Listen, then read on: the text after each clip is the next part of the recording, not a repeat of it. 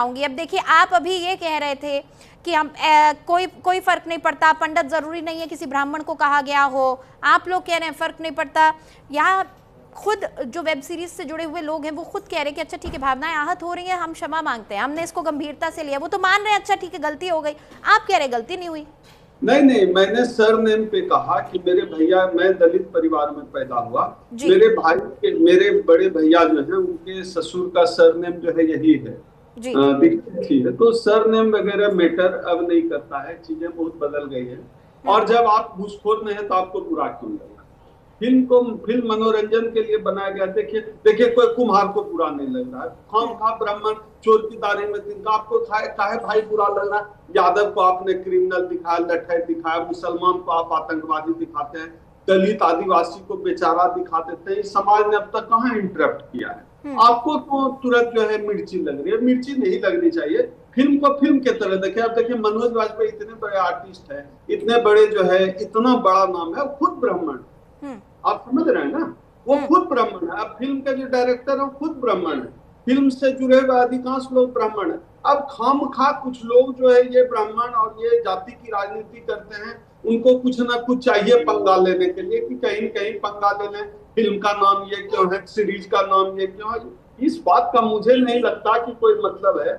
आज देश में इतनी बड़ी बड़ी समस्याएं हैं, उस पर बात करिए ना, उस पर बात करिए। अभी देखिए एप्स्टीन फाइल का मसला चल रहा है और तमाम मसले हैं, यूजीसी का मसला, उस पर बात करें। ये क्या बात है? फिल्म बना रहा है और सेंसर बोर्ड, यही भारत सरकार जो हिंदुत्ववादी, मुझे लगता है आचार्य जी आपको इस पर जवाब देना चाहते हैं। आचार्य जी आप अपनी बात रखें, आप अपनी बात रखें। मोदी जी की, यही मुझे ठीक है डॉक्टर ओम, हम समझ गए आपकी बात। आचार्य जी कहिए। कोई जो है, मुझे लगता है कुछ लोगों की बुद्धि का विकास बहुत इंपॉर्टेंट है। कुछ लोगों की बुद्धि का विकास होना बहुत इंपॉर्टेंट है। सुन लीजिए यार, सुन लो, आराम से सुन लो। अरे ओम सुधा जी, सुन लिया आपको? प्लीज थोड़ा, आपको सुन लिया है ना?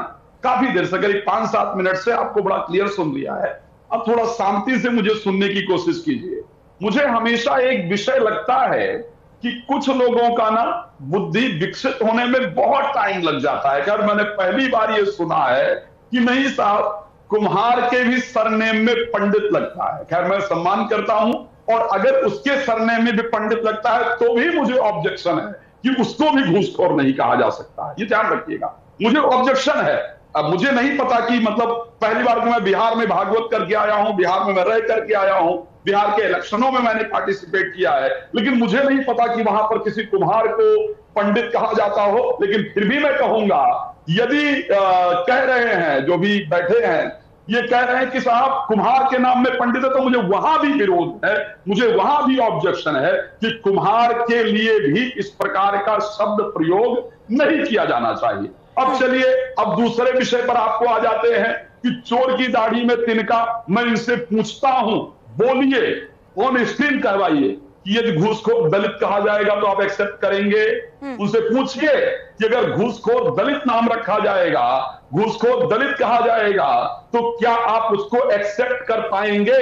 और इसके बाद शायद इनकी बुद्धि अभी विकसित नहीं हो पाई है, विकसित करने की आवश्यकता है बुद्धि को। सरकार कोई जाति नहीं होती है, सरकार कोई वर्ग नहीं होता है, सरकार सरकार होती है। समझ में आया? तो सरकार पर टिप्पणी करना और डायरेक्टली ये टिप्पणी कर देना कि घूसखोर पंडित, मैं दोबारा कह रहा हूं कि ये हिम्मत किसी की नहीं होगी। अगर किसी भी कास्ट पर या किसी भी रिलीजन पर नाम लेने की, लेकिन सिर्फ हिंदुओं के रिलीजन पर ब्राह्मणों को हमेशा टारगेट किया जा सकता है। और मुझे बताएं, चोर की दाढ़ी में तिनका, भाई कितने पंडितों ने घूस लिया है, जरा मुझे बताइए। खैर, मुझे लगता है आपके जो हैं वो कुर्सी छोड़कर भाग गए, मुझे नहीं पता कि क्या परिस्थिति है। लेकिन ये बहुत इंपॉर्टेंट पार्ट है कि इस प्रकार के विषय पर सबको संज्ञान लेना चाहिए और एक्चुअल में इस प्रकार की चीजें बिल्कुल। आचार्य, जब तो मनोज वाजपेयी का जवाब आ चुका है, नीरज पांडे का जवाब भी आ चुका है, ललित जी, लेकिन मैं यहाँ पर आपसे बात करना चाहूंगी।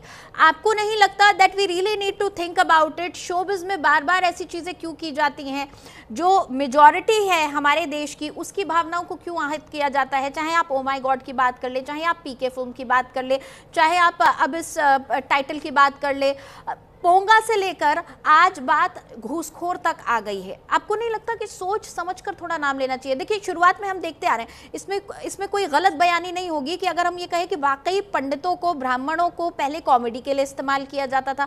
आपको याद होगा हमारी पुरानी फिल्में, उसमें चोटी का मजाक बनाया जाता था, बड़ा सा पेट दिखाया जाता था और हमेशा उसको दरिद्र दिखाया जाता था। उसके बाद वो कॉमेडी से लेकर व्यंग के रूप में आया, व्यंग के बाद आज आप घूसखोर कह रहे। घूसखोर किसी को कह देना कोई छोटी बात नहीं है। आपको नहीं लगता थोड़ा सोच समझ के, क्रिएटिव होने के नाम पर आप यूं ही किसी एक विशेष वर्ग विशेष का नाम का इस्तेमाल नहीं कर सकते, उसे खराब नहीं कर सकते? देखिए, लिटरेचर और फिल्म जो है समाज का ही आईना रहता है जी। भारतीय समाज की बातचीत करें तो हम अवॉइड नहीं कर सकते। भारतीय जो समाज है, हकीकत अभी भी डिबेट जो हमारी क्या चल रही है, कास्टिज्म के ऊपर ही चल रही है। आधे घंटे से हम लोग कास्टिज्म को किसी ने कुछ कहा, किसी को कुछ ऑफेंड लगा, तो समाज और पिक्चरें कास्टिज्म पे नहीं, कास्टिज्म पे नहीं, Nalin ji, I would want to correct you here, it is not about casteism, it is about defaming someone. आप जब किसी को घूसखोर कह देते हैं, चाहे उसके आगे पंडित हो, चाहे उसके आगे बनिया लगा दे, राजपूत लगा दे, कुछ भी आप लगा दें, वो अपने आप गाली बन जाता है। घूसखोर किसी को कह देना कोई छोटी बात नहीं है। आप चाहे किसी भी वर्ग विशेष की बात करें, किसी भी धर्म की बात करें। जी नलिन जी, या जिन मूवीज का उन्होंने डेलिबरेटली इस समाज को तोड़ने की कोशिश की है, हिंदू धर्म को नीचा दिखाना और पर्टिकुलर कास्ट को नीचा दिखाने की कोशिश की है, लेकिन इस केस में जी आप देखिए, जहां राइटर ब्राह्मण है, जहां डायरेक्टर ब्राह्मण है, जहां एक्टर ब्राह्मण है जी, और वो कह रहे हैं कि नहीं, ये आप पिक्चर को देखकर आप इवैल्यूएशन कीजिएगा ना, क्या वो पंडित समाज को घूसखोर कहने की वो है जिस तरीके से लिया जा रहा है? नहीं, क्यों? मैं तो ये जानना चाहता हूं। नहीं, आप चुप रहिए, आप चुप रहिए, चुप रहिए, आप चुप रहिए। आप जब बोलते हैं तो मैं नहीं बोलता, आप चुप रहिए, आप चुप रहिए। आचार्य जी, नलिन जी को अपनी बात कहने दीजिए, क्योंकि उन्होंने भी आपको अपनी बात कहने दी थी। बाकी लोग ज्ञानी नहीं है, टीका लगा के बैठ जाते हैं, आप ही ज्ञान ना दीजिएगा, बाकी लोग ज्ञानी नहीं है। नहीं, ठीक है नलिन जी, किसी के तिलक पर हम यहाँ पर टिप्पणी नहीं कर सकते, गलत चीज है। आचार्य जी, नलिन जी को अपनी बात रखने दीजिए। अगर ये फिल्म ब्राह्मण समाज के अगेंस्ट में नहीं बना है तो फिर आप देखिए, कुल मिलाकर बात ये है कि आप नाम चाहे कुछ भी रखें, स्टोरी चाहे कुछ भी हो, लेकिन आपको मेजॉरिटी की भावनाओं का ख्याल रखना होगा।